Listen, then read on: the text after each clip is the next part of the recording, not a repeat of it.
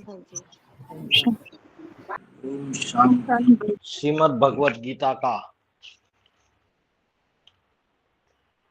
मोक्ष संन्यास योग 18वें अध्याय का 30वां श्लोक सत्व गुणी बुद्धि की बात करता है। प्रवृत्तिम च निवृत्तिम च कार्या कार्ये भया भये बंधम मोक्षम च या वेत्ति बुद्धि सा पार्थ सात्विकी।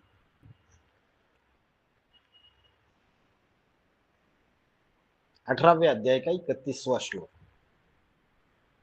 अभी सत्वगुणी बुद्धि हमने समझ ली, अभी राजसी बुद्धि क्या है। 18वें अध्याय का 31वां श्लोक, यया धर्मम अधर्मम च कार्यम च अकार्यम एव च अयथावत प्रजानाति बुद्धि सा पार्थ राजसी।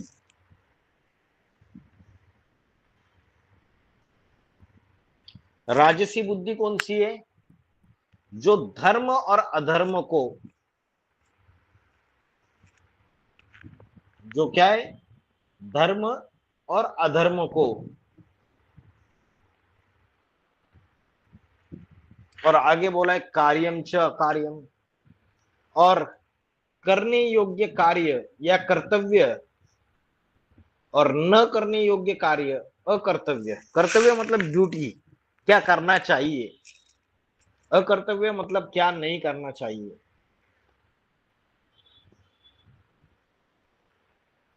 यया धर्मम अधर्मम, धर्म और अधर्म को, कर्तव्य और अकर्तव्य को, क्या करना चाहिए और क्या नहीं करना चाहिए। अयथावत, अयथावत माना गलत ढंग से, उल्टे तरीके से।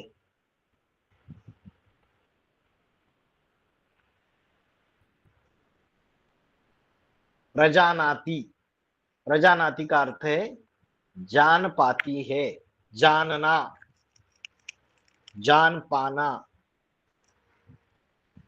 वह बुद्धि राजसी बुद्धि है।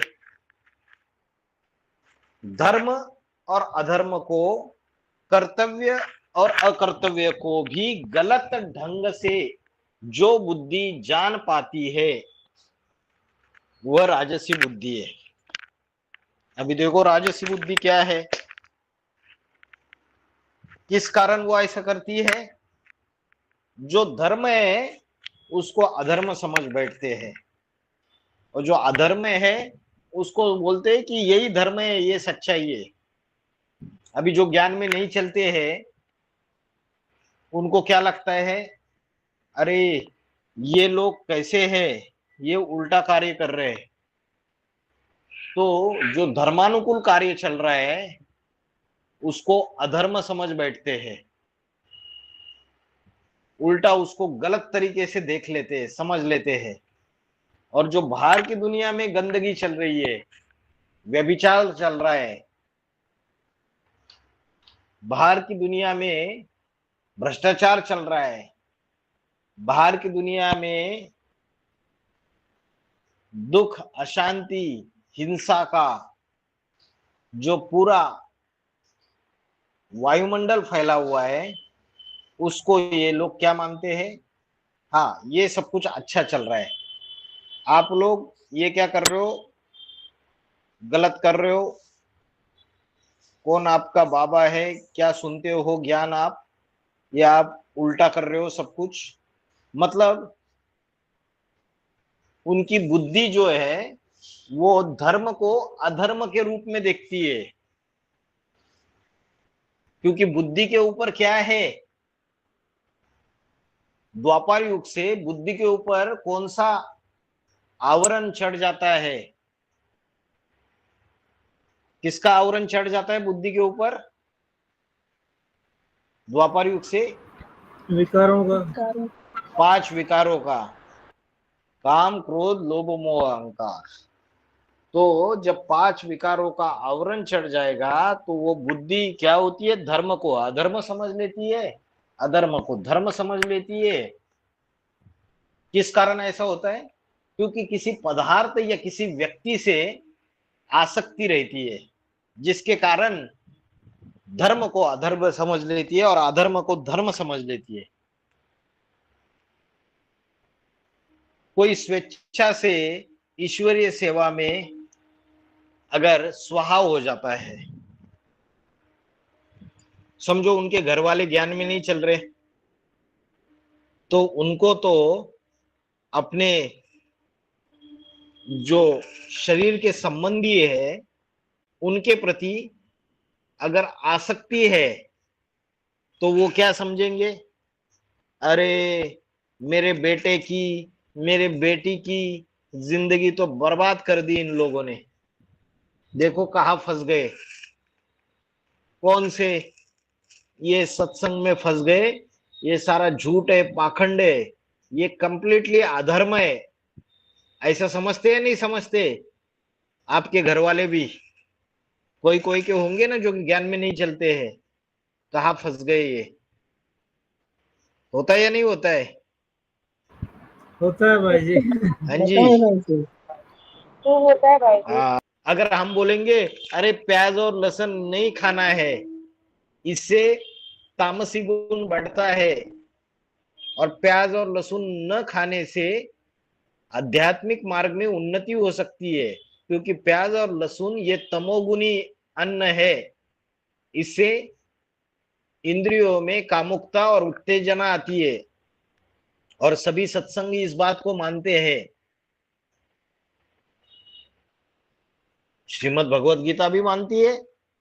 श्रीमद् भगवत गीता जो आदि ग्रंथ है सनातन धर्म का, उसमें सात्विक भोजन कौन सा है, राजसी भोजन कौन सा है, तामसी भोजन कौन सा है, तीनों का वर्णन कर दिया है। तो हम जब ये बात बोलते हैं कि ऐसा नहीं करना चाहिए, तो वो उल्टा बोलेंगे, अरे प्याज और लहसुन तो खाना चाहिए। हम बोलेंगे कि भाई अमृत वेला 3 बजे उठ के आत्मा का ध्यान करते हुए परमात्मा को याद करना चाहिए, वो ब्रह्म मुहूर्त का समय है। और वो लोग क्या बोलेंगे, अरे भैया तुम लोग पागल हो गए क्या, रात के अंधेरे में उठ के बैठते हो, सो जाओ आराम से 7-8 बजे, ये किस बाबा का क्या सुनते रहते हो कान में लगा लगा के, तुम लोग मूर्ख हो, पागल हो। तो धर्म को अधर्म करने योग्य कार्य को बोलते ये कार्य करने योग्य नहीं है, ये तो गलत है, सारा उल्टे ढंग से समझ लेते हैं। जबकि श्रीमद् भगवत गीता में बोला है कि ब्रह्म मुहूर्त के समय उठना चाहिए। मनन चिंतन मंथन करने वाले योगी प्रातः समय सूर्य उगने से पहले, सूरज का उदय होने से पहले जागते हैं, ये बात भगवत गीता में बोली है। जो रात को देर समय जागता है और सवेरे देर से उठता है वो भोगी है, वो योगी नहीं हो सकता। तो ये जो राजसी बुद्धि वाले हैं वो धर्म को अधर्म समझ लेते हैं, अधर्म को ही धर्म समझ लेते हैं, करने योग्य कार्य को बोलते हैं ये तो करने योग्य नहीं है, और जो करने योग्य नहीं है उसको समझते हैं कि ये तो करने योग्य है। ब्रह्मचर्य धारण करना है, पवित्रता धारण करनी है, ये तो श्रीमद् भगवत गीता की बातें हैं कि काम महाशत्रु है।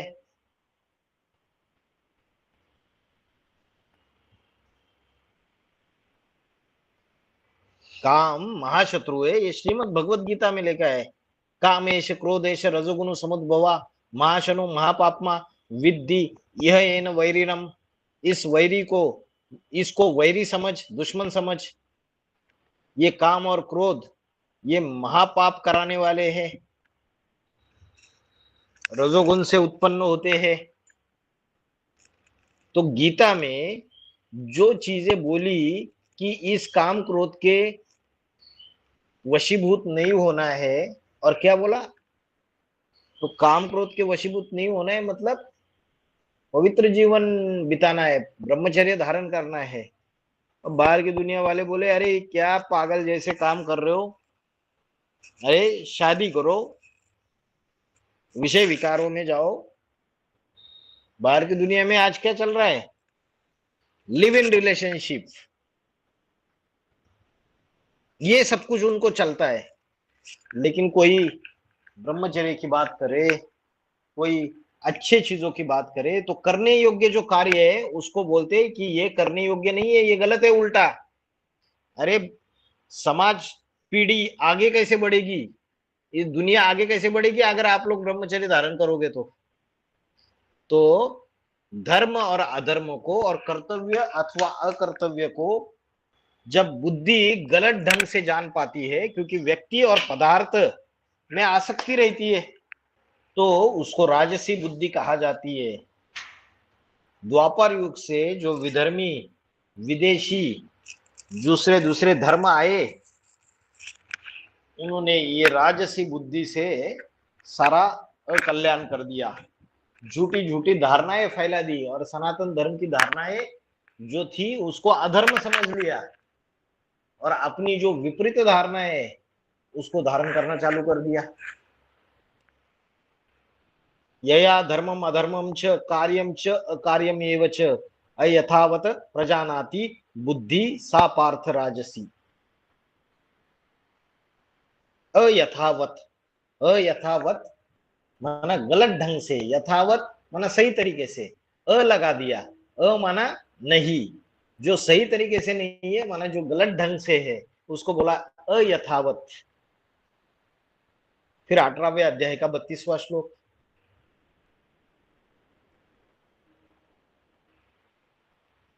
अधर्मम धर्मम इति या मन्यते तमसा आवृता सर्वार्थान विपरीतान च बुद्धि सा पार्थ तामसी।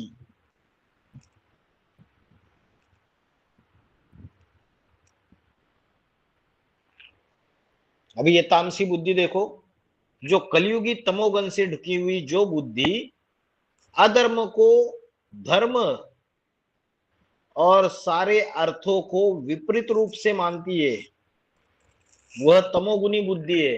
अभी इसमें भी क्या बोला, उसमें बोला अधर्म को और धर्म को गलत तरीके से समझ लेते हैं, उल्टे तरीके से, और यहां बोला अधर्म को ही धर्म मान लेते हैं। जो ऊपर मैंने एक्सप्लेनेशन दिया वो कलयुग के लिए भी ज्यादा लागू होता है कि अधर्म को ही धर्म मान लेते हैं और सारे जो विश्व कल्याणकारी कार्य है आज शिव बाबा के ज्ञान के द्वारा सारी दुनिया में आत्मा का अभ्यास सिखाया जा रहा है। देहाभिमान कैसे हटाना है, 5 विकार कैसे हटाने हैं, उसकी नॉलेज दी जा रही है। मन के संकल्पों से पवित्र वाइब्रेशंस कैसे तैयार करने हैं और पवित्र वाइब्रेशन से दुनिया का उत्थान कैसे करना है, इसकी नॉलेज दी जाती है। लेकिन जो तमोगुनी बुद्धि वाले मनुष्य है वो उसको धर्म को अधर्म समझते हैं, ये सारी चीजों को अधर्म समझ लेते हैं क्योंकि उनकी जो बुद्धि है वो तमोगुण से ढकी हुई है।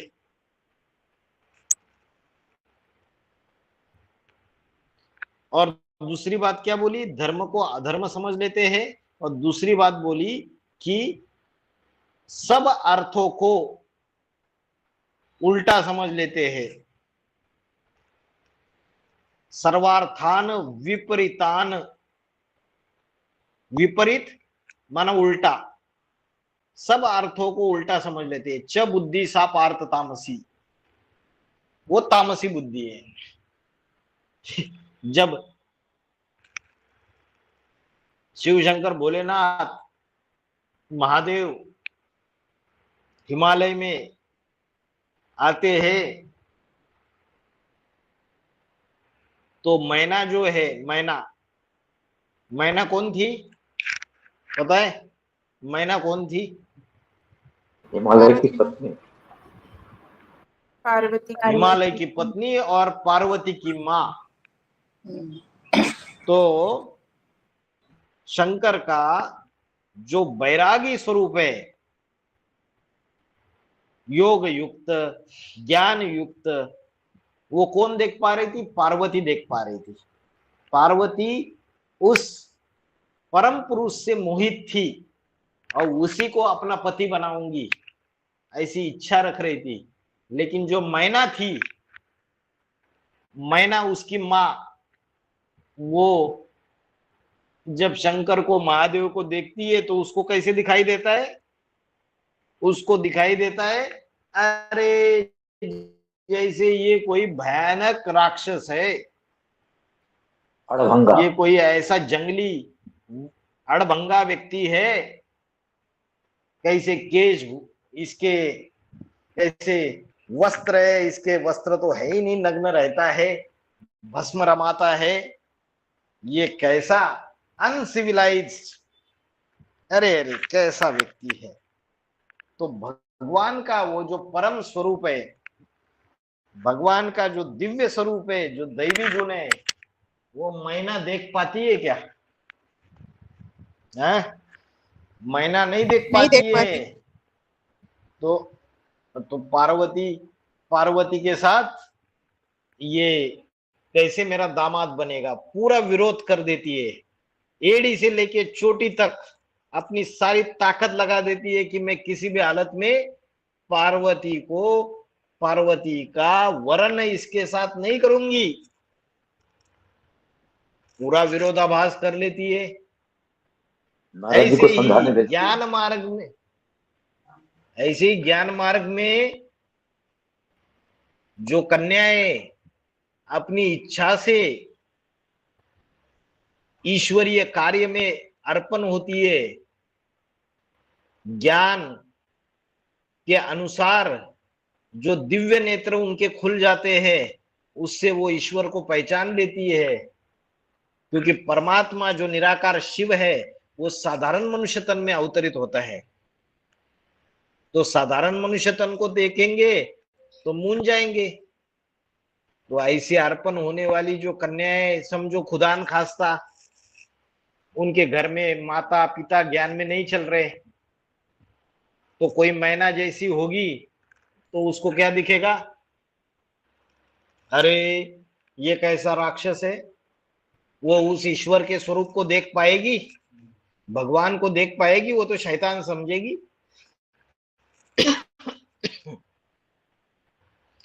तो जो तामसी बुद्धि है वो विपरीत रूप से, सारे अर्थों को विपरीत रूप से मानती है। बाबा ने मुरलियों में जितनी बातें बताई है, उन बातों को वो जो अज्ञानी व्यक्ति है, अगर उसने वो बातें सुनी तो वो क्या करेगा? उसका मजाक उड़ाएगा,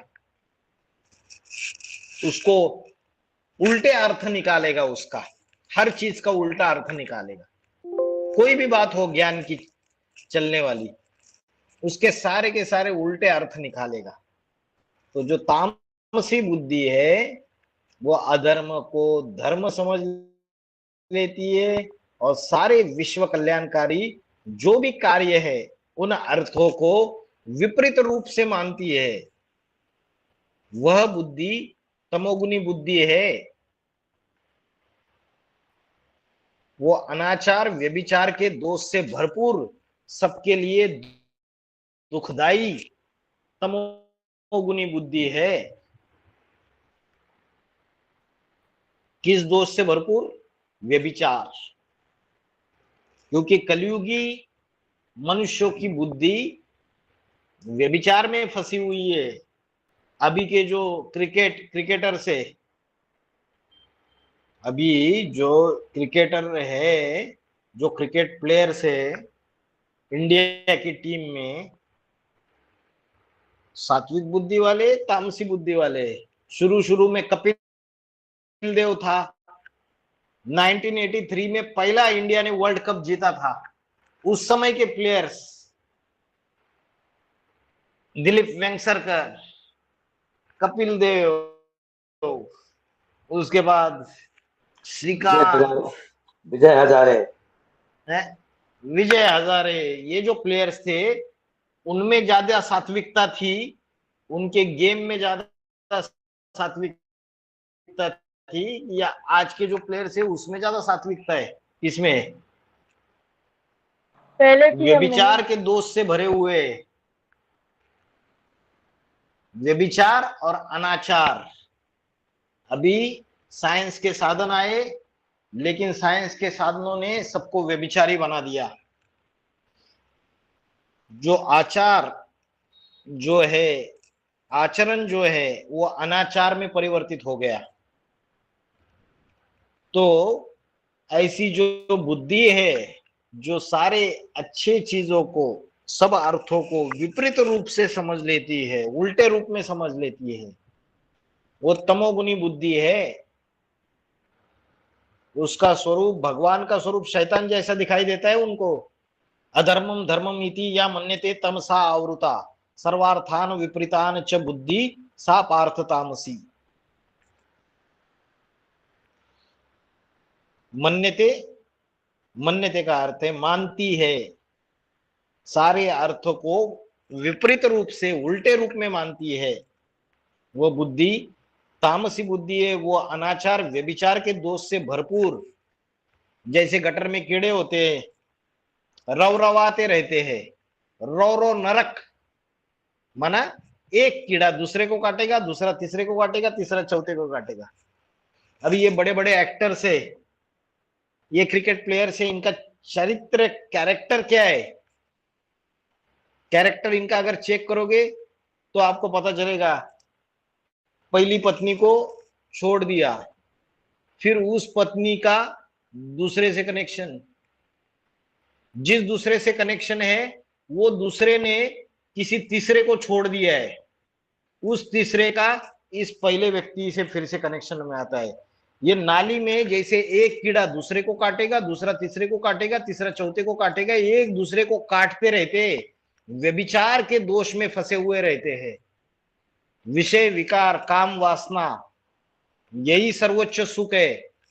फिर उसके लिए कितना भी व्यभिचार करो, कामोपभोग परमा, ये काम विषय वासना का भोग भोगना ही परम आनंद है। ऐसी तमोप्रधान बुद्धि जो व्यभिचार और अनाचार के दोष से भरपूर हो गई, जो सारे अच्छी चीजों को, विश्व कल्याणकारी चीजों को उल्टे अर्थ में देखती है, जो तमोगुण से ढकी हुई है और अधर्म धर्म समझ लेती है, वो तामगुनी बुद्धि है, तामसी बुद्धि है। समझ में आ रहा है? राजसी बुद्धि क्या है, सात्विक बुद्धि क्या है, तामसी बुद्धि क्या है। फिर 18वें अध्याय का 33वां श्लोक आइए। धृतिया, धृति माना क्या? धृति माना धारणा शक्ति, है ना। धारणा, धारणा का अर्थ है धृति। धृति माना धैर्य, धारणा। जैसे ब्राह्मणों की पढ़ाई में 4 सब्जेक्ट से, कौन से 4 सब्जेक्ट है? ज्ञान योग धारणा सेवा। ज्ञान योग धारणा सेवा। तो धारणा भी 3 प्रकार की है। सात्विक धारणा, राजसी धारणा और तामसी धारणा। धारणा भी 3 अवस्थाओं से गुजरती है ना धारणा। तो जो सात्विक धारणा है वो कैसी होगी? वो सात्विक धारणा होगी धृत्या यया धारयते मन प्राणेन्द्रिया क्रिया। मन, प्राण और इंद्रियों की क्रियाएं, मन, प्राण और इंद्रिया योगेन अव्यभिचारिण्या धृति सा पार्थ सात्विकी। कैसी धारणा है वो? योगेन, योगेन माना योग द्वारा, अव्यभिचारी, अव्यभिचारी माना एक के साथ प्रीति, एक के साथ संबंध। व्यभिचारी माना अनेकों के साथ संबंध। योगेन अव्यभिचारिण्या धृति सा पार्थ सात्विकी। अगर बाबा का ज्ञान प्राप्त करने के बाद, ईश्वरीय सेवाओं में समर्पित होने के बाद बुद्धि अगर अनेकों में भटकती है, लटकती है, तो वो बुद्धि जो है वो अव्यभिचारी बुद्धि होगी या व्यभिचारी बुद्धि होगी? अगर अनेकों में बुद्धि लटकती है, अनेकों के अनेक देहधारियों के संकल्प आते हैं, अनेकों के प्रति बुद्धि भागती है तो वो व्यभिचारी बुद्धि होगी। लेकिन जो योग द्वारा अव्यभिचारी धारणा शक्ति धृति, उसको सात्विक धारणा शक्ति बोलेंगे। जो मन प्राण और इंद्रियों की क्रियाएं नित्य नियम धारण की जाती है, वह सात्विकी धारणा शक्ति है। कैसे धारण की जाती है क्रियाएं? संयम किया जाता है, मन को भी संयम किया जाता है, प्राण मन आत्मा को संयम में रखा जाता है और इंद्रियों को भी संयमित रखा जाता है। कैसे? योग द्वारा अव्यभिचारी धारणा शक्ति से। अव्यभिचारी धारणा शक्ति क्या है? एक शिव बाबा, दूसरा न कोई, एक परमात्मा से योग लगाना बुद्धि का, बाकी कोई भी देहदारी याद ना आ जाए। ये योग है, अव्यभिचारी धारणा शक्ति है। इस धारणा शक्ति से मन प्राण और इंद्रियों की क्रियाओं को वैराग्य पूर्वक अगर संयमित किया जाता है तो ऐसी जो धारणा शक्ति है वो सात्विकी धारणा शक्ति है। मन के संकल्पों को भी एक में पिरोहित कर दे, एक शिव बाबा में। इंद्रियों को भी चंचल ना होने दे, व्यभिचारी ना होने दे। और जो आत्म शक्ति है, प्राण शक्ति है, वो सिर्फ एक ईश्वर से जुड़ी रहे, उसका संबंध एक परमात्मा से रहे। तो ऐसी जो धारणा शक्ति है उसको सात्विकी धारणा कहा जाता है। तो यह दो चीजें, एक तो योग द्वारा, दूसरा अव्यभिचार से। मन प्राण और इंद्रियों को जो धारण करती है या जो संयमित करती है वो धारणा शक्ति सात्विकी धारणा शक्ति है। फिर 18वें अध्याय का 34वां श्लोक, यया तु धर्म कामार्थान धृत्या धारयते अर्जुन। यया, यया का अर्थ क्या है? संस्कृत शब्द है यया। यया माना जिस, यया तू, तू माना किंतु, धर्म कामार्थान, अर्थ, अर्थ माना धन, धर्म, काम, काम माना कामना, इच्छा। द्वितीया धारयते अर्जुन, प्रसंगेन फलाकांक्षी धृति सा पार्थ राजसी। प्रसंगेन, प्रसंगेन का अर्थ क्या है? अत्यंत आसक्ति पूर्वक, आसक्ति माना लगाव, फलाकांक्षी माना फल की इच्छा रखने वाले। जिस धारणा शक्ति से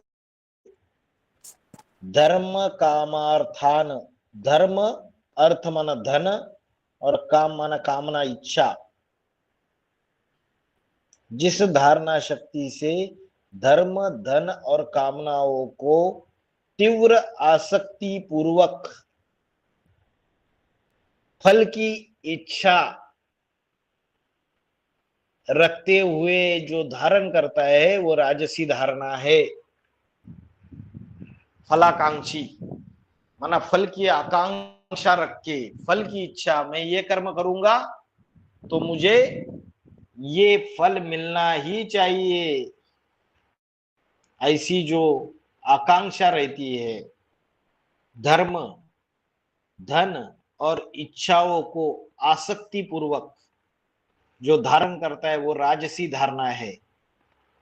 जिस धारणा शक्ति से धर्म धन और इच्छाओं को आसक्ति पूर्वक फलाकांक्षी मन से धारण करता है वह राजसी धारणा है। तो सात्विक धारणा और राजसी धारणा में क्या फर्क है? सात्विक धारणा जो है वो फल की इच्छा से रहित है, वो योग द्वारा अव्यभिचारी परमात्मा की याद से धारण की जाती है। लेकिन जो राजसी धारणा है वह आसक्ति पूर्वक और फल की इच्छा रखते हुए धर्म से भी आ सकते हैं, धन से भी आ सकते हैं, इच्छाओं के भी आ सकते हैं, लेकिन वह इच्छाएं कंट्रोल में है। तो धर्म, अर्थ और कामनाओं के आसक्ति पूर्वक जो धारणा है, जो फल की इच्छा करते हुए जो धारण की जाती है, वह राजसी धारणा है। जो हिंसक विधर्मी आए द्वापर युग के बाद, दूसरे दूसरे धर्म, इस्लामी, बौद्धी, क्रिश्चियन, मुस्लिम, ये सारे के सारे धर्म, धन और कामनाओं के आसक्ति वाले थे, फल की इच्छा रखने वाले थे। तो उनकी जो धारणा शक्ति है वो राजसी धारणा है। ज्ञान तो रावण ने भी धारण किया, ज्ञान तो रावण के पास भी था और राम के पास भी था, लेकिन रावण ने उसको प्रैक्टिकल जीवन में धारण नहीं किया, व्यवहार में नहीं लाया उस ज्ञान को, प्रैक्टिकल कर्मों में नहीं लाया उस ज्ञान को, मतलब उसको धारण नहीं किया। तो वो रावण का जो ज्ञान है, वो धारणा जो है वो तामसी धारणा हो गई। तो राजसी धारणा में धर्म, धन और कामनाओं की आसक्ति है, फल की इच्छा है, और फल की इच्छा से जो धारणा धारण की जाती है, धर्म, धन और कामनाओं के आसक्ति पूर्वक, वो राजसी धारणा है। फिर 18वें अध्याय का 35वां श्लोक, यया स्वप्नम भयम शोकम विषादम मदम एवच न विमुष्यति दुर्मेधा धृति सा पार्थता तामसी। जिसकी बुद्धि दुष्ट है, दुर्मेधा, मेधा मन छल छिद्र कपट वाला है। रावण कैसा था? दुष्ट बुद्धि था, सुवर्ण का हरण कर लिया, साधु के, और रावण की जो बुद्धि थी वो दुष्ट बुद्धि थी। अदम्येवच, तो ऐसा जो तामसी धारणा वाला व्यक्ति था, व्यक्ति रहेगा, उसकी धारणा से स्वप्न, भय, शोक, विषाद को और घमंड को वो बिल्कुल नहीं छोड़ता है। रावण घमंडी भी था, पराजित करके दिखाए। वो शोक को भी नहीं छोड़ता, भय को भी नहीं छोड़ता, और स्वप्न और विषाद, विषाद माना दुख,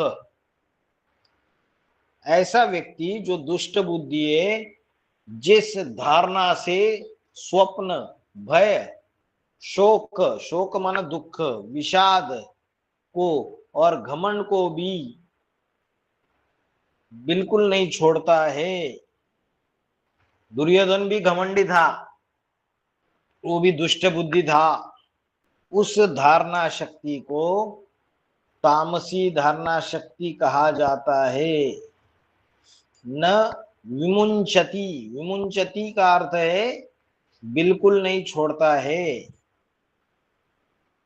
दुष्ट बुद्धि व्यक्ति जिस धारणा से स्वप्न, भय, शोक, विषाद को और घमंड को भी बिल्कुल नहीं छोड़ता है, वह तामसी धारणा शक्ति है। यह बोला है भय को भी नहीं छोड़ता है, मतलब भय उसके अंदर रहता है,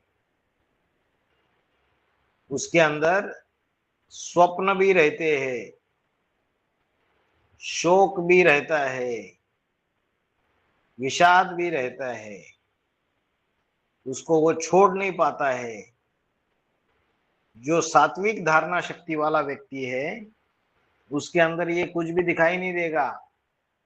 स्वप्न, भय, शोक, विषाद, घमंड कुछ भी नहीं दिखाई देगा।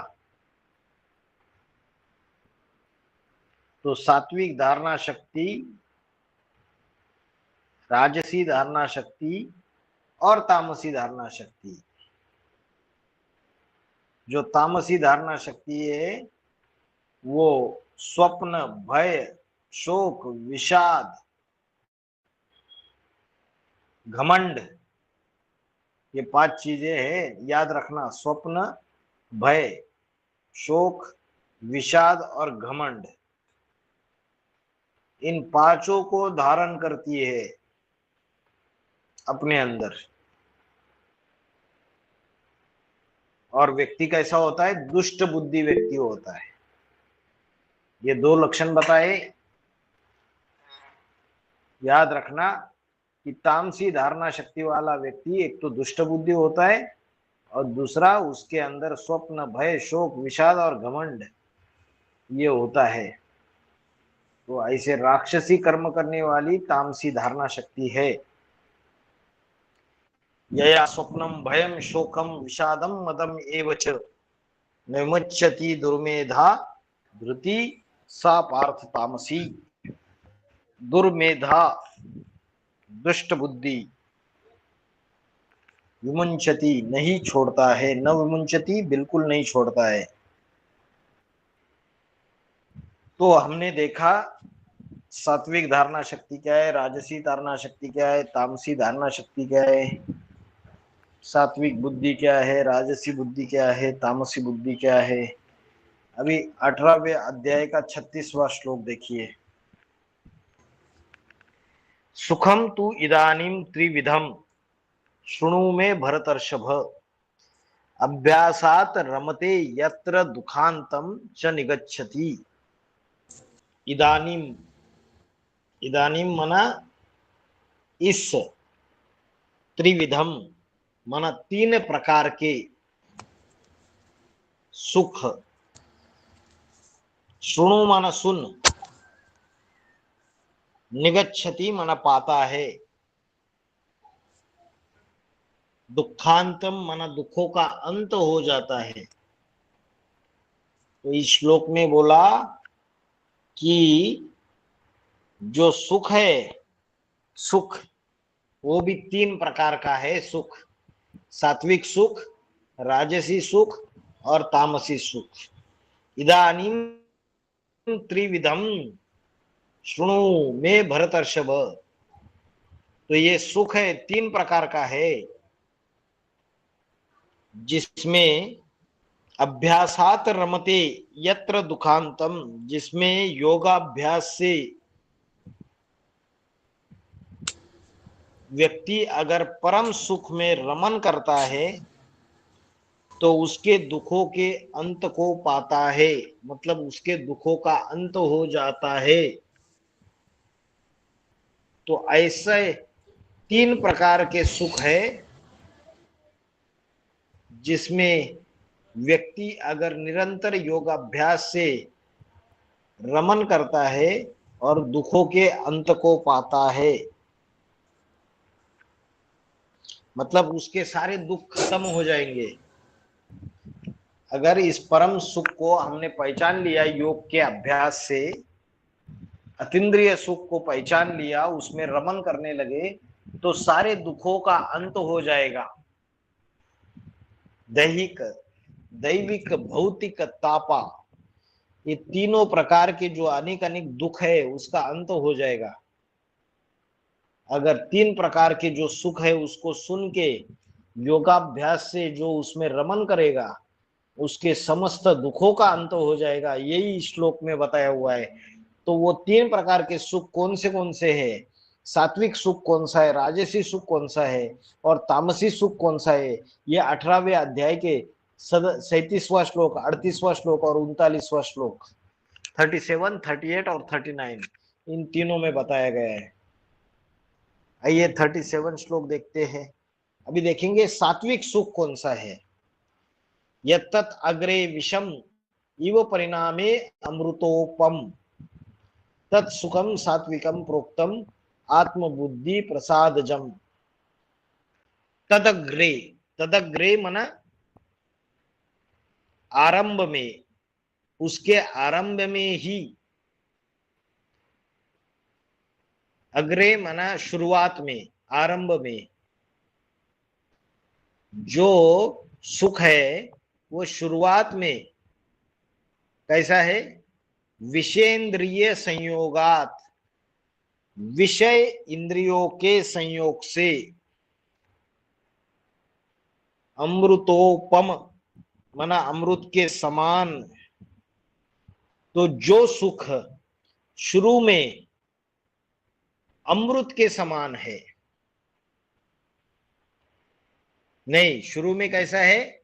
विष के समान है, असहनीय, कड़वा है, दुखदाई है, लेकिन परिणाम में अमृत के समान है। जैसे आयुर्वेदिक दवाई लेते हैं ना, बहुत कड़वी होती है, इतनी कड़वी होती है ना, तो शुरू में विष के समान लग जाती है, लेकिन उसका जो रिजल्ट है, जितनी ज्यादा कड़वी दवाई उतना बीमारी जल्दी भाग जाएगी। तो विषय, उसका जो रिजल्ट है, जो परिणाम है, वो अमृत के समान है।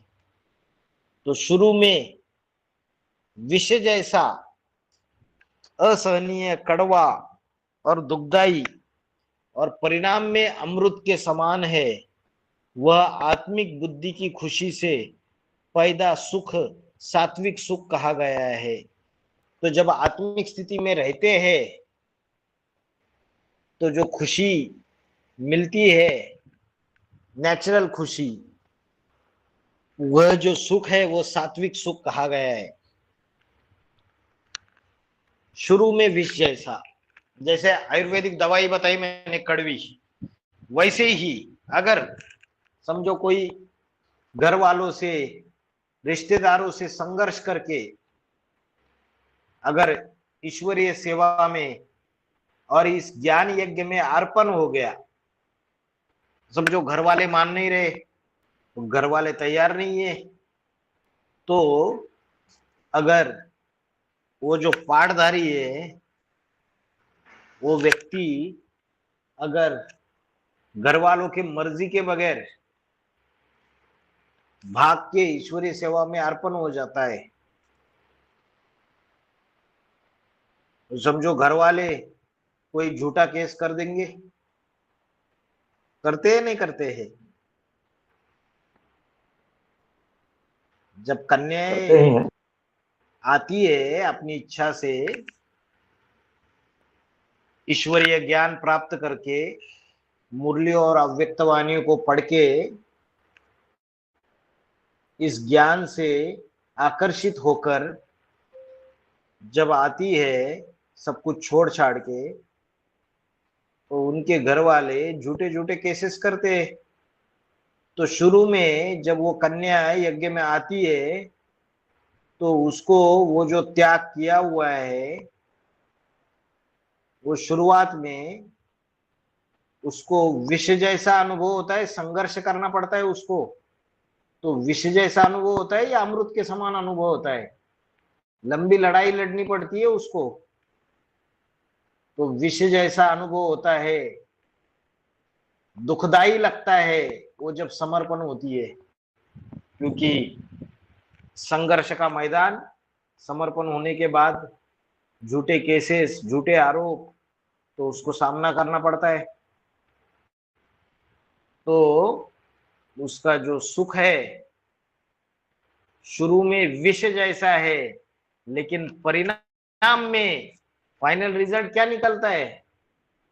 फाइनल रिजल्ट ये निकलता है कि उसके अंदर सत्य के प्रति संघर्ष करने की ऐसी विल पावर आ जाती है, इन परिस्थितियों से जूझकर उनसे संघर्ष करने की ऐसी क्षमता आ जाती है कि ईश्वरीय सेवाओं में कठिन से कठिन कार्य वो चुटकी से एक चुटकी में कर सकती है। तो रिजल्ट पॉजिटिव निकल जाता है, शुरू में निगेटिव लगता है और बाद में इच्छा शक्ति बढ़ जाती है, विल पावर बढ़ जाती है, वो संघर्ष करके मैच्योरिटी बढ़ जाती है। तो बाद में जो रिजल्ट निकला वो अमृत के समान है या विष के समान है? जो रिजल्ट है वो अमृत के समान हो जाता है। तो ऐसा जो सुख है वो आत्मिक स्थिति में रह के अगर वो संघर्ष करता है, करती है, लड़ाई लड़ते हैं सत्य की, तो आत्मिक स्थिति से जो खुशी मिलती है, उससे जो सुख निर्माण हो जाता है, वो सात्विक सुख है। तो ऐसा सुख जो शुरू में विष जैसा और परिणाम में अमृत जैसा महसूस होता है, वो सात्विक सुख है। वो दिल वाले दुल्हनिया ले जाएंगे नाम की फिल्म आई थी, उसमें वो जो हीरो है उसके पास दो रास्ते रहते। वो बोलता है मेरे पास दो रास्ते, एक तो इतना कठिन रास्ता है कि जो कांटों से भरा हुआ है पूरा, और दूसरा रास्ता बहुत सहज है।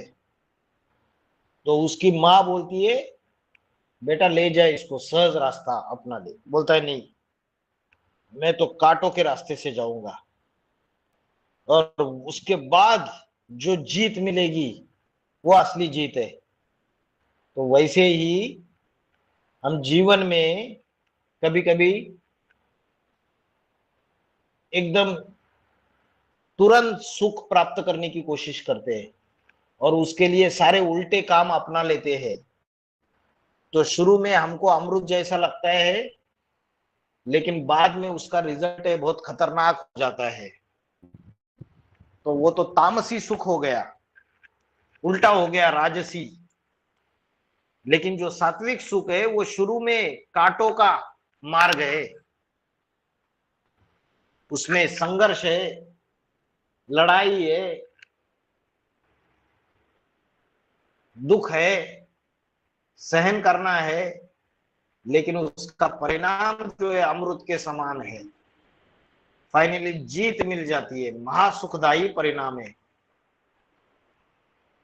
अगर आत्मिक स्थिति में रह के डिटैच होके वो संघर्ष करे, कर्म करे, तो उसको सात्विक सुख कहा जाता है। अभी यज्ञ में जो अर्पण हो रहे उनको बड़े बड़े मकान चाहिए, ये फैसिलिटी चाहिए, वो फैसिलिटी चाहिए, कूलर चाहिए, हीटर चाहिए, एसी चाहिए, बढ़िया बढ़िया फैसिलिटी चाहिए। तो शुरू में अगर त्याग नहीं किया और शुरू में सुख भोगा अमृत समान, और बाद में उसका रिजल्ट क्या निकलेगा? पद नीचा चला जाएगा, तो परिणाम विष समान निकलेगा, उल्टा हो जाएगा। और शुरू में जो पहले पहले समर्पित हुए थे उन्होंने कंपिल जैसा छोटा सा मकान था बाबा का, कंपिल का, उसमें आपको अंदर भी जाना है तो झुक के जाना पड़ता था। ऐसी हाइट भी छोटी छोटी थी दरवाजे की, छत नीचे था, ज्यादा हाइट नहीं थी। लैट्रिन बाथरूम में भी जाना है, इतने छोटे छोटे लैट्रिन बाथरूम। जो देहाभिमानी है वो तो उधर रह नहीं पाएगा। तो शुरू में जिन्होंने तपस्या की उस साधारण मकान में समर्पित होके ईश्वरीय सेवाओं में रहे, त्याग किया, संघर्ष किया, तो शुरू में विष समान उनको अनुभव हुआ, लेकिन बाद में उसका रिजल्ट क्या निकला? रिजल्ट ये निकला कि आज वो सारे पाठधारी ऊंचे पद पे आसीन है, यज्ञ में बड़ी बड़ी ईश्वरीय सेवाओं की जिम्मेवारी संभाल रहे। तो ऐसे आत्मिक स्थिति में जो तपस्या की जाती है उसको सात्विक सुख कहा जाता है। समझ में आ गया? भाई जी यहाँ पर एक ही बात है, जो परवेश, जो नियम इस गान में आने के बाद जो नियम पालन करते हैं, तो दूसरा भक्ति मार्ग में तो ऐसा नहीं करता है। इसीलिए इतना ही दुख सहन करना ही पड़ता है, जो मेरा पर भी लागू होता है। हर जो जो इस गान में आते हैं ऐसा ही होता है। तो इसीलिए पहले बीज तुल्य, बाद में अमृत तुल्य। हाँ, यत्तत् अग्रे अमृतोपम परिणामे विषम इव तत् सुखम राजसम स्मृतम, उसके एग्जैक्टली उल्टा बताया इस श्लोक में। 18वें अध्याय का 38वां श्लोक। विषय इंद्रियों के संयोग से क्षणभंगुर जो सुख मनुष्य भोगता है, शुरू में वो अमृत समान लगता है और बाद में उसका परिणाम विष के जैसा अनुभव होता है। वह जो सुख है वो राजसी सुख माना गया है। थोड़े समय के लिए अमृत समान लगता है लेकिन परिणाम बहुत दुखद है। और जो पहले विष समान लगता है, कड़वा लगता है, जैसे करेले की सब्जी, करेले की सब्जी कड़वी रहती है, लेकिन आपको पता है करेले की सब्जी के मेडिसिनल वैल्यू बहुत ज्यादा है। उसके जो औषधीय गुण है उसमें वो बहुत ज्यादा है और उसके बहुत फायदे हो जाते हैं शरीर को। तो पहले विषैला बाद में अमृत समान, वो सात्विक सुख, और पहले अमृत समान और बाद में विषैला विष के समान, वो राजसी सुख माना गया है, जो विषय इंद्रियों के संयोग से प्राप्त होता है, क्षण भंगुर सुख है। तो 18वें अध्याय का 38वां भी हो गया, विषय इंद्रिय संयोगात यत्तताग्रे अमृतोपम परिणामे विषम येत सुखम राजसम स्मृतम। इसके बाद 18वां अध्याय का 39वां श्लोक, यताग्रे च अनुबंधे च सुखम मोहनम आत्मनाः निद्रालस्य प्रमादो प्रमादोत्थम तत्तामसम उदारुतम। यत अग्रे च अनुबंधे, अग्रे माना शुरू में, अनुबंधे का अर्थ क्या है? 18वें अध्याय का 39वां श्लोक, अनुबंधे माना अंत में, अग्रे अगर हाँ परिणाम में या अंत में, जिसका परिणाम हो, जिसका अंत हो। शुरुआत सुखद और अंत दुखद, तो वो फिल्म अच्छी नहीं होती है। जिसमें शुरुआत दुखद और अंत सुखद होता है, वो फिल्म, वो ड्रामा बहुत बढ़िया होता है ना। जो हीरो होता है ना, वो 3 घंटे के लास्ट मिनट को छोड़ के संघर्ष करता रहता है, संघर्ष ही संघर्ष दिखाई देता है। तो उसकी शुरुआत कैसे होती है? आरंभ दुखद होती है, लेकिन अंत लास्ट के मिनट में सबके आंख में आंसू आ जाते हैं, अंत एकदम सुखद होता है ना। होता है ना, फिल्में दिखाते, उसमें जो विलन होता है उसको खत्म कर देता है हीरो फाइनली, और हीरोइन और हीरो मिल जाते हैं। वैसे रावण, राम क्या है? हीरो है, रावण विलन है। रावण सीता को उठा के लेके जाता है, राम के जीवन में संघर्ष ही संघर्ष दिखाया। राज्याभिषेक होने वाला था, उसकी जगह पे क्या हो गया? वनवास हो गया। कितने साल का वनवास? 14 साल का वनवास।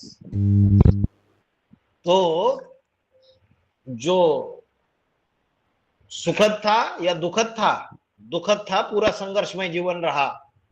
और उसके बाद रावण का अंत किया और सीता को छुड़ा के वापिस अयोध्या नगरी आए, तो राम राज्य स्थापन हो गया।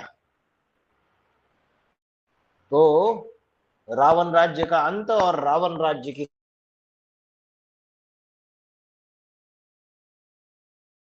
सारे दुखों से, विघ्नों से और संघर्षों से पसार होना पड़े। तो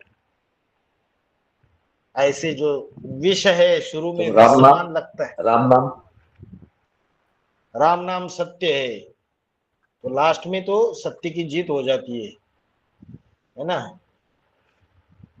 जो हीरो होगा ना, जो बड़ा पाटधारी होगा इस यज्ञ में भी, उसको सबसे ज्यादा धर्म के धक्के खाने पड़ेंगे, सबसे ज्यादा दुख सहन करना पड़ेगा, लेकिन दुख दुख उसको भासेगा नहीं। क्यों क्यों नहीं भासेगा उसको? क्योंकि सीट पे सेट हुआ पड़ा है। कोई माइका लाल नहीं सारी दुनिया में जो उसको सीट से हिला के दिखाए, चाहे वो बाप हो चाहे बाप समान आत्माएं हो, तो उनको वो दुख दुख भासेगा नहीं। परिणाम मालूम है उनको। हाँ, परिणाम पता है कि वो मेरा- नारायण बनने वाला है फाइनली। अभी उसका भले अधूरा स्वरूप है, पुरुषार्थी स्वरूप है, लेकिन 100% कॉन्फिडेंस है कि वो नारायण बनने वाला है। अंत सुखद है। और ये संगम युग के 99 साल पूरे संघर्ष में है, फिर लास्ट में जाके सुखद पीरियड आएगा संगम युगी स्वर्ग में। वह आत्मा जब प्रवेश करेगी, राजधानी स्थापन हो जाएगी। रुद्रमाला के जो 4.5 मन के 4.5 लाख मन के हैं, इनको ऐसे ही सात्विक सुख की अनुभूति होगी। शुरू में उनको विष समान। आज क्या हो रहा है, रिश्तेदार भी विरोधी बन रहे। रिश्तेदार विरोधी बन रहे नहीं बन रहे? अरे ये हमारे यहाँ आते नहीं, हमारे फंक्शन में आते नहीं, हमारे घर में खाना नहीं खाते। अरे तो रिश्तेदार विरोधी बन रहे और रिश्तेदारों को छोड़ना पड़ रहा है। समाज वाले ताने बाने मार रहे, अरे ये लोग ऐसे, ये लोग वैसे, ये ऐसा करते, ये भाई भाई बन जाते, भाई बहन बना लेते हैं पति पत्नी को। समाज ताने बाने मार रहे, रिश्तेदार घर परिवार वाले जो ज्ञान में नहीं चल रहे वो ताने बाने मार रहे। ब्राह्मण परिवार के अंदर से भी परीक्षा है, वहां भी ताने बाने मारे जा रहे। तो विष समान कड़वा, सब कुछ संघर्ष ही संघर्ष है। तब जाके माला के दाने बनेंगे, तब जाके सारी दुनिया में उनका गायन और पूजन होता है देवी देवताओं के रूप में। ऐसे नहीं होता है। तो अंत में राम नाम सत्य होता है। अंत में राम नाम सत्य होता है। राम नाम सत्य होता है। हाँ। हाँ, क्योंकि सत्यमेव जयते, सत्य की जीत हो जाती है। यत अग्रे च अनुबंधे च सुखम मोहनम आत्मना। शुरू में और परिणाम में। अनुबंधे माना परिणाम माना अंत, च सुखम मोहनम आत्मना, मोहित करने वाले।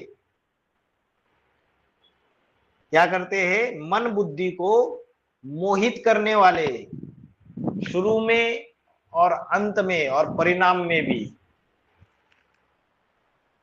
तथा जो सुख निद्रा आलस्य एवं प्रमाद, प्रमाद माना लापरवाही से पैदा हो। निद्रा आलस्य प्रमादोत्थम, निद्रा आलस्य और लापरवाही से जो पैदा हो, वह सुख तामसी सुख कहा गया है। राक्षसी वृत्ति का महा दुखदाई कहा गया है। अभी बोल रहे सुख है, लेकिन कैसा सुख है?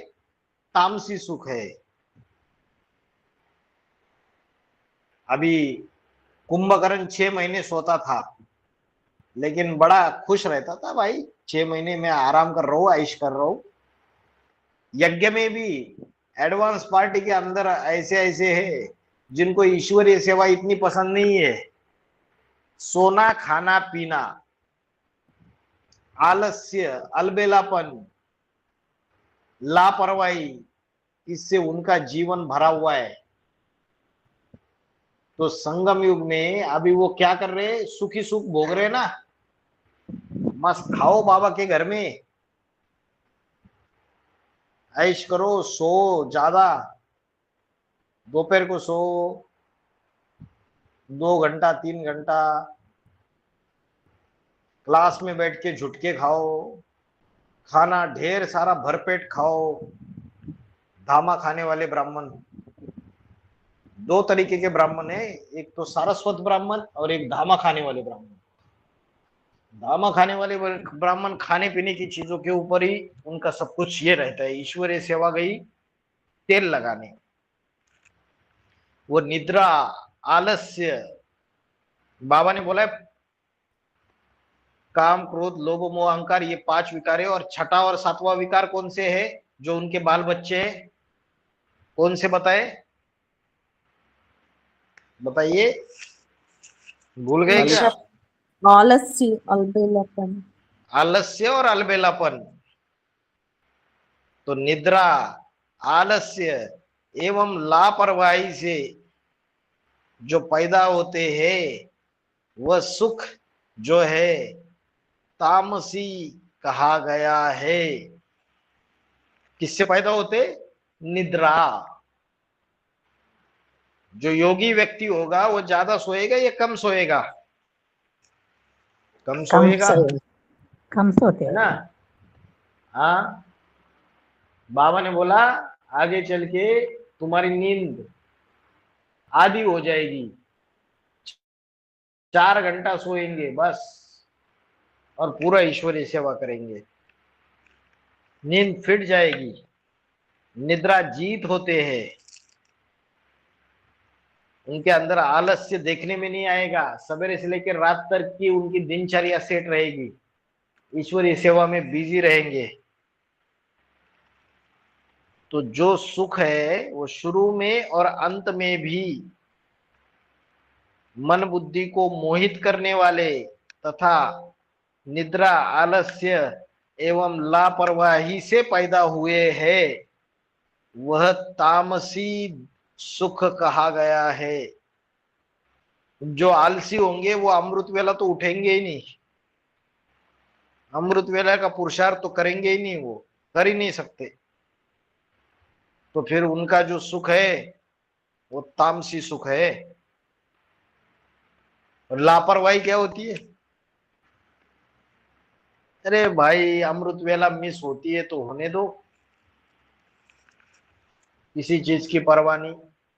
तो लोग बोलते हैं पुरुषोत्तम युग, पूरा पुरुषोत्तम युग जो है अमृत वेला है। संगम युग अमृत वेला है। हाँ जी, हाँ जी। अलग से अमृत वेला उठने की दरकार क्या है? बाबा ने तो सिर्फ अष्टदेवों के लिए बोला, अष्टदेवों के लिए पूरा संगम युग अमृत वेला है, बाकी पाठधारियों के लिए तो नहीं बोला। लेकिन उसका उल्टा उठा लेते हैं कोई कोई, आलस्य करके सोते रहेंगे, न दिन में सेवा करेंगे, न पुरुषार्थ करेंगे, न अमृत वेला उठेंगे, न योग है न ज्ञान है। तो टिक पाएंगे ज्यादा देर नहीं, फा हो जाएंगे, ईश्वरीय परिवार से भाग जाएंगे, ज्ञान से टूट जाएंगे, माया कच्चा चबा लेगी, बाप को फारकती दे देंगे, डाइवोर्स दे देंगे, बाप का हाथ छोड़ देंगे। ऐसे तामसी सुख भोगने वाले। तो दो चीजें बताई, एक तो मन बुद्धि को मोहित करने वाले और दूसरा निद्रा, आलस्य और लापरवाही से जो पैदा होते वह सुख तामसी सुख कहा गया है। अभी 18 अध्याय का 40वां श्लोक।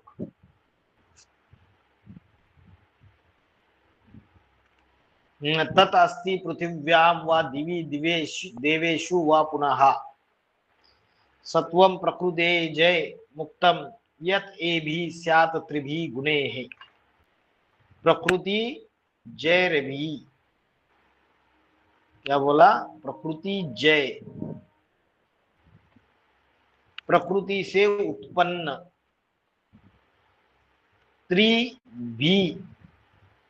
त्रिभिर गुणे मुक्तम, तीनों गुणों से मुक्त। कौन से है तीनों गुण? सत्व, रजो और तमो। कहां से उत्पन्न हुए तीनों गुण? प्रकृति से उत्पन्न हुए।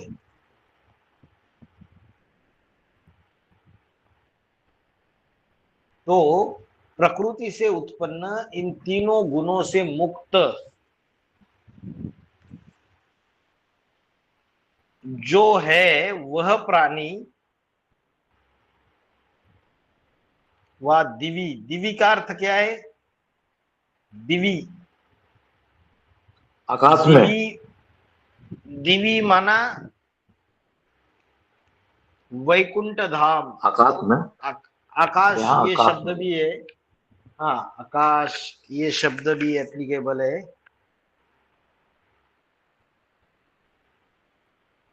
तो प्रकृति से उत्पन्न हुए 3 गुणों से मुक्त सत्व, रजो और तमो, इन तीनों से मुक्त। अभी हर एक व्यक्ति, किसी के अंदर सत्व गुण है, किसी के अंदर राजसी है, किसी के अंदर तामसी है, लेकिन इन तीनों से मुक्त कोई है क्या? तो ऐसा कोई भी प्राणी या पदार्थ इस पृथ्वी में, पृथिव्याम, इस पृथ्वी में अथवा आकाश में या देवलोक में भी नहीं है, कहीं भी नहीं है ऐसा प्राणी। मतलब ये सत्व, रजो और तमो में सभी को आना ही आना है। ऐसा कोई माइकलाल नहीं है जो इन तीनों गुणों से मुक्त है। जो इन तीनों गुणों से मुक्त है वो ही शिव है। जो इन सत्व, रजो और तमो तीनों गुणों से मुक्त है, तीनों से परे है, वो शिव है। और ये भी बोला कि सतरतम मुझसे ही उत्पन्न हुआ जान। हाँ जी, मुझसे इसको उत्पन्न हुआ। इसको तो पार्थिव सुख का कह सकते हैं ना, नीचे का सुख। किसको? जो सतर रजतम हो, नीचे का सुख, पार्थिव सुख, जिसको मंडेन कहते हैं ना, वर्डली, ऐसा मापिक हो सकता ना। सत्व, रजो और तमो, ये तीनों सुख जो है, इन तीनों गुणों से परे जो अवस्था है वही कर्मातीत अवस्था है। वो संगम युगी स्वर्ग की अवस्था है। लेकिन जैसे ही सतयुग का पहला जन्म चालू हो जाएगा, फिर अवस्था थोड़ी सी नीचे आएगी, 16 कला संपूर्ण बनेगी, वो सात्विक सुख है। लेकिन जो कलातीत अवस्था है, जो 4.5 लाख आत्मा है, जो बीज रूप आत्मा है, वो कलातीत 16 कलाओं से भी परे अवस्था जो प्राप्त कर लेती है, वो तीनों गुणों से परे है, सत्व, रजो, तमो से, अतीन्द्रिय सुख वाली। ठीक है, तो 18वें अध्याय के 31 से लेके 40 तक श्लोक हो गए। इसमें हमने सात्विक सुख क्या है, राजसी सुख क्या है, तामसी सुख क्या है, ये देखा। सात्विक बुद्धि क्या है, राजसी बुद्धि क्या है, तामसी बुद्धि क्या है, ये देखा। सात्विक धारणा शक्ति क्या है, राजसी धारणा शक्ति कौन सी है, और तामसी धारणा शक्ति है कौन सी है, ये भी देखा। तो सुख, धारणा शक्ति और बुद्धि, ये 3 बातें इसमें देखी हमने। ठीक है।